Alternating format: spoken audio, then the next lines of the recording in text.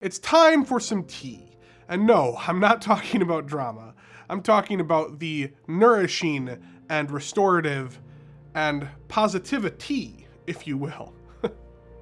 Last year really feels like a blur, and let me tell you, I am looking forward to 2025. There definitely were good things that happened this year, but it has to have been one of the most challenging years of my entire life.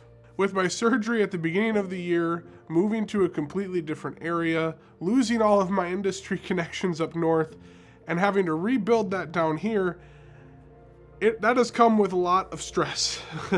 And while the surgery fixed a lot of my issues, it definitely presented its own set of challenges in recovery. I've been eager to start my weight loss journey again, and so much so that I jumped right back into it. And I may have done that a little bit too soon. In one of my previous videos, I had mentioned that I have good days and I have bad days. And I noticed as I continued to be in a deficit and as I continued to go to the gym, those bad days became more and more and more. This is really confusing because I want to be done with all the symptoms that I'm having, and I want to be done with the bone cracking and the pain, but those were the things that were presenting themselves the most. As much as I want to lose the weight, I have to try to figure out what's going on over here. And so that's what I did. I paused my calorie deficit, I brought myself back up to maintenance calories, and we tried to address the issues that might be causing that bone cracking and pain that I was experiencing daily. To keep a very long story short, we went through about 3 months here of testing different methods of trying to correct my bone pain and the cracking that I've been having in my rib cage, in my back, and in my hips. We think it might have been a vitamin D deficiency, and so we have corrected for that now, but ultimately it may just be that my bones are healing because of how long I was having symptoms prior to the surgery. So I've been keeping myself in a maintenance level of calories. I've been eating all home-cooked meals. I've been keeping it very basic whole food ingredients. The other big thing that we found that tended to flare my symptoms was having any sort of like vegetable oil or soy oil or any of the seed oils. Those would make my symptoms flare up like crazy. And anytime I'm in a deficit, the symptoms would flare up again. So that's why I'm keeping it at maintenance right now. We think that my body is still just trying to recover from surgery. It's trying to figure out the new hormones that it has going on because the parathyroid hormone was so out of whack before. If you've ever struggled with hormone issues, you know that if one's out of sync, a lot of times all these other ones are out of sync. And so right now my body, I think, is just trying to figure it out. And so the best thing I can do is give it consistency, which is what I've been doing, and keep the activity light. And that it was something I was going to be doing. I was going to be going back to the gym. I'm going to go back. It's going to be great. I'm going to be doing some light activity again. It's going to be awesome. And I go and I sit in the car. I go, huh! And all of a sudden, this pain just starts to slowly well up in my lower back. And it becomes unbearable. It is like the worst cramping feeling and like tightness, and I don't know what I did, but from just sitting in my car, it threw my back out so bad. I have never experienced such lower back pain. I'm like, it's okay. I'll go to the gym anyway.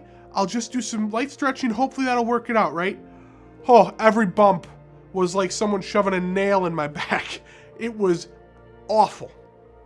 I finally get to the gym, and I barely managed to get out of the car. And I try to take a few steps, and I'm about to fall over, and I grab out of the car. Because I could not even stand. So I managed to get back into the car. I'm like, obviously the gym is not working.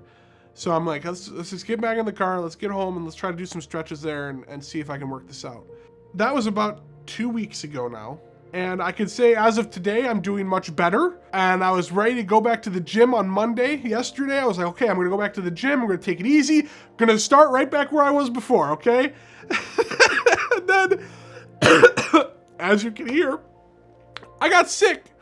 I got sick on Sunday. And so now I've been recovering from that. I've had a cold for the past like 2-3 days now. And it is just on par with how the rest of this year has been going. It is just unfortunate. And really, really frustrating.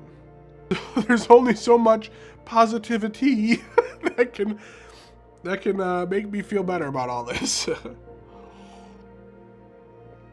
But I do my best to keep pushing forward. And regardless of how challenging, frustrating, and difficult this last year was, I know that I have been doing my best to try to help my body recover and be better. 3 years ago, I was 200 pounds down.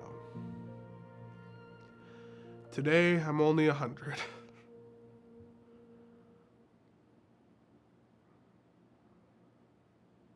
That sucks.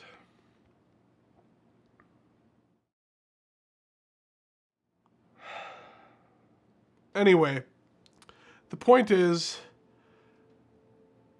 I'm not giving up. And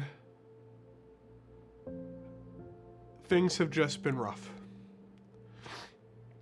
I've been doing my best to make connections down here.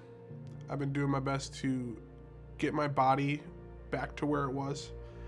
And it's just going to take time. It's just going to take time and consistency and effort.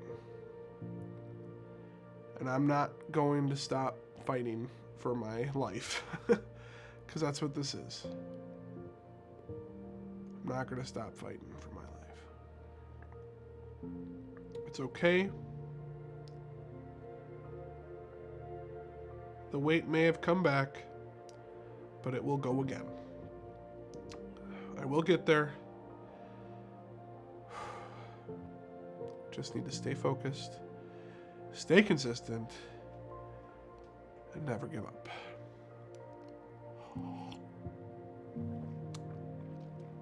Well, if you made it this far in the video, thank you so much. I know it's been a little all over the place, but I appreciate you being here and spending a little time with me, having our Christmas tea.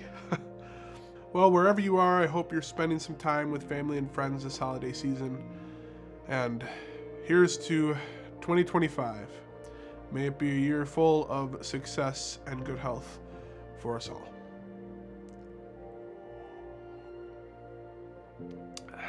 See you next year.